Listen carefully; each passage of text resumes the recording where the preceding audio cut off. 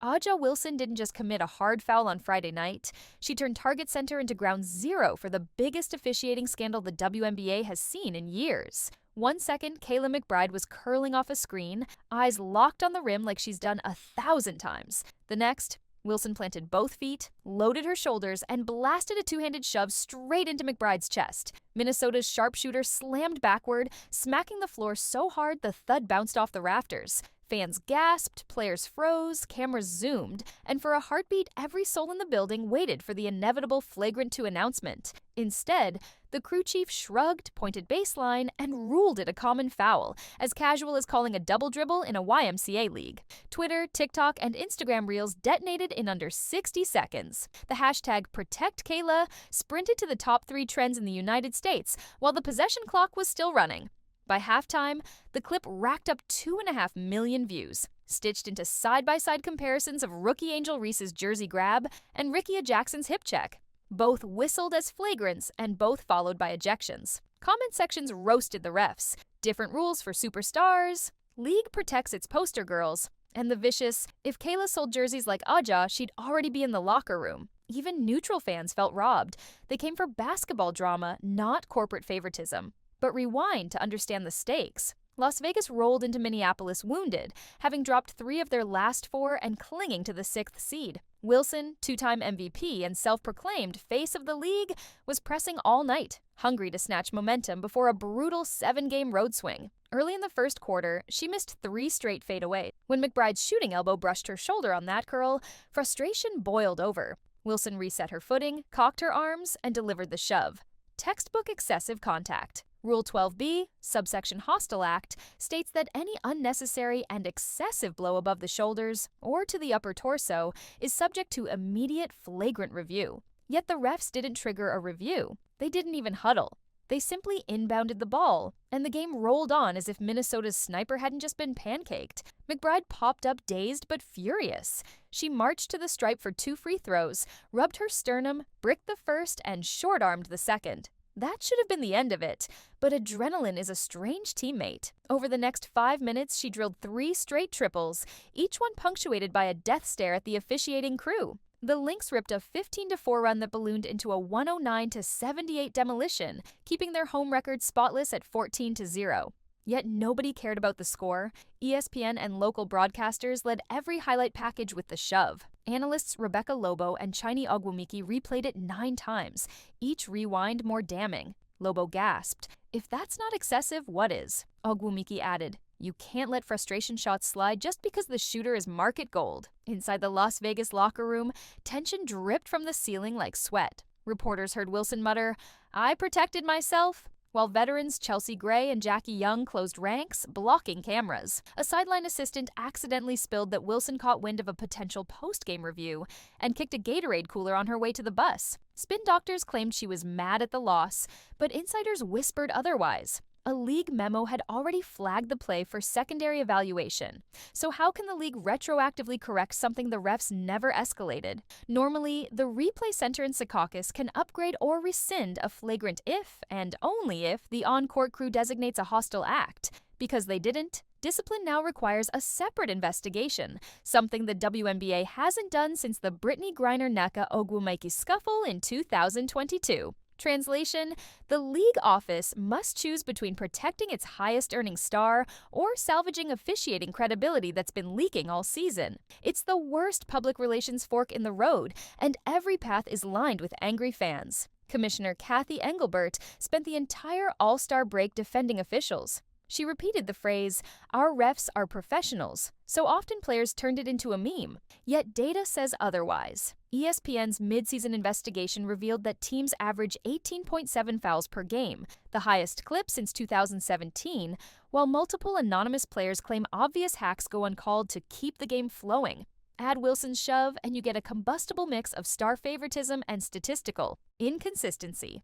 The Players Association is ready to pounce. Kayla McBride's agent already drafted a formal inquiry demanding to know why Rule 12b wasn't triggered. If the union files a grievance, the league must respond within 48 hours or risk binding arbitration. That could lead to fines, suspensions, or in the worst-case scenario, a full officiating overhaul mid-season. money weighs heavy too. A Twin Cities fintech sponsoring the Lynx blasted an Integrity Matters graphic across social feeds within minutes of the shove, a slick corporate side-eye aimed straight at the league office. Meanwhile, sources close to a major athletic retailer hinted they might freeze a six-figure co-branding deal with Wilson until discipline is clear. When advertisers sniff controversy hurting brand safety scores, they slam brakes faster than a point guard trapping a lazy inbound pass. And networks have skin in the game. ESPN locked a rights fee bump this offseason contingent on star visibility. If Wilson gets suspended before next Monday's primetime showdown with New York, eyeballs and ad slots evaporate, denting both revenue and narrative hype. Players around the league lit torches. Lynx veteran Nafisa Collier reposted the clip with a lone popcorn emoji. We're watching. Chicago's Angel Reese, still salty about her flagrant ejection 2 weeks ago, quoted the video. "My flagrant was a hug compared to this." Even retired icon Sue Bird weighed in, tweeting, "Consistency isn't optional, it's the entire job. Those digital footprints matter." Social sentiment trackers reported a 37% spike in negative officiating chatter overnight. Sponsors start sweating when sentiment dips past 25. That number sailed past 30 before East Coast fans woke up.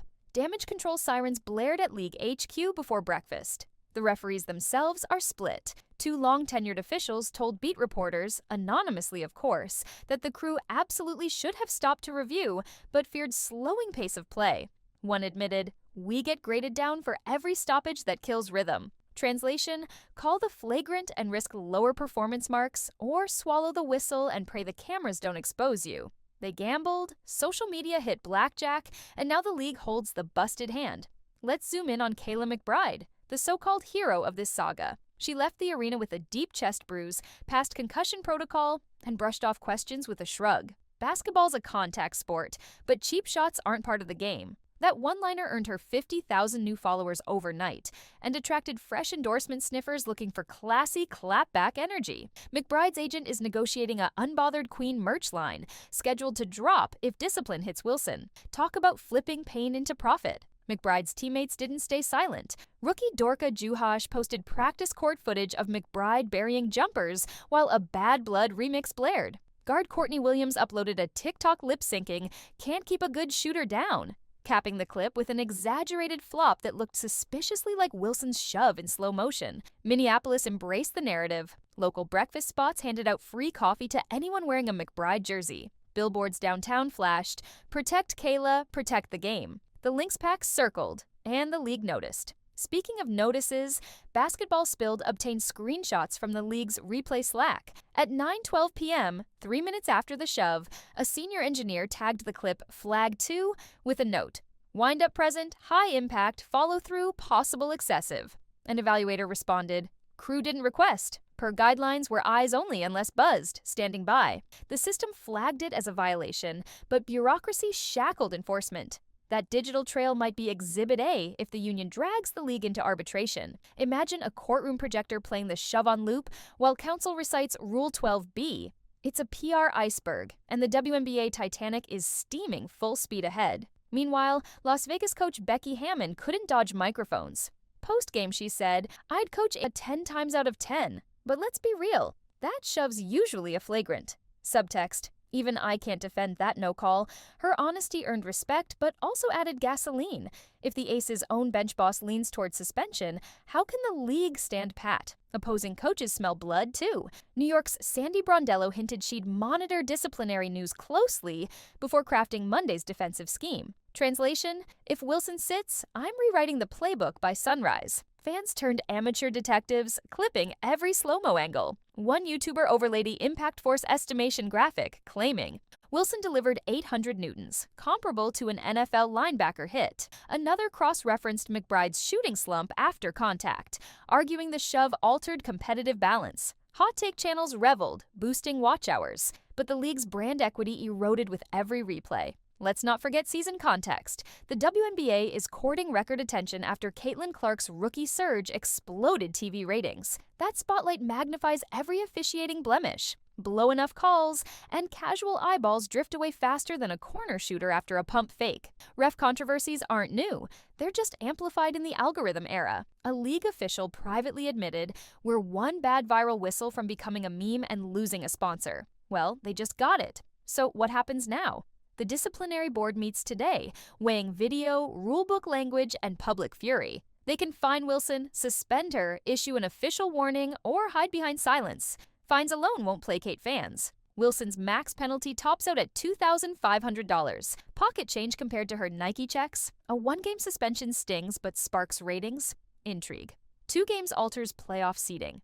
3 or more detonates the Aces' season and signals a new era of accountability. Anything less than a suspension roars, "Stars still run the show," and hands conspiracy theorists a megaphone. The CBA clock keeps ticking too. It expires October 31st, and players already want higher salary caps, charter flights, and improved officiating transparency. Wilson is a union vice president. McBride is an outspoken PA ally. Their clash forces labor leaders to choose between protecting a star executive and defending every player's right to fair calls. That tension will echo in bargaining rooms. Owners might dangle officiating reforms if players temper salary demands. Bargaining chess pieces just crashed onto the board. Behind closed doors, TV executives draft contingency graphics, Aja suspended, lower thirds, alternative storylines, and promo scripts spotlighting Kelsey Plum or Jackie Young. Marketers scramble to pivot hashtags from hashtag watchus to hashtag conflict creates stars. Crisis equals clicks. Clicks equal sales. But integrity is priceless, and once it's gone, no ad dollars patch the leak. On the human level, Wilson's legacy teeters. Kids wear her number, see her in Nike's Own the Moment spots, dream of emulating her fadeaway. Parents now tweet, "Not showing my daughter that shove." Brand affinity plummets fast when role models look reckless. Social scientists call it the hero paradox. One lapse outweighs 50 highlight reels. Wilson must navigate public apology landmines. Will she express remorse or double down on "I protected myself"? PR firms advise contrition within 48 hours for maximum redemption. The Aces charter to Seattle tomorrow. Her next press availability could define her public image for years. McBride, meanwhile, stands taller than her 5'11" frame. She's already fielding podcast invites, guest analyst gigs, and a potential children's book deal about resilience. Pain turned into platform. Irony. Wilson's shove might catapult McBride into bigger stardom while dimming her own shine. That's the karmic buzzer beater nobody saw coming. Fans will tune in Monday expecting answers. If Wilson plays, every touch draws boos. If she sits, debates explode. Harsh or fair, either way, the league's numbers soar, for now. But sustainable growth demands trust.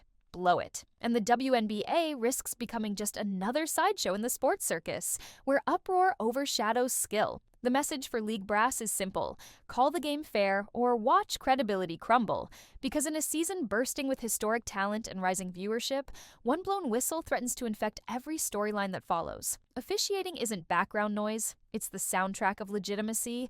Villain thought they'd silence hero, but ended up destroying their own legacy instead.